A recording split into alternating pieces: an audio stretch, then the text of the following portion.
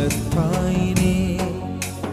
गुरुविक्रमाय गुह्यप्रवराय गुरवे गुणगुरवे गुरुदैत्यकलक्षेत्रे गुरुधर्मसदाराध्याय गुरुपुत्रपरित्रात्रे गुरुपाखण्डखण्डकाय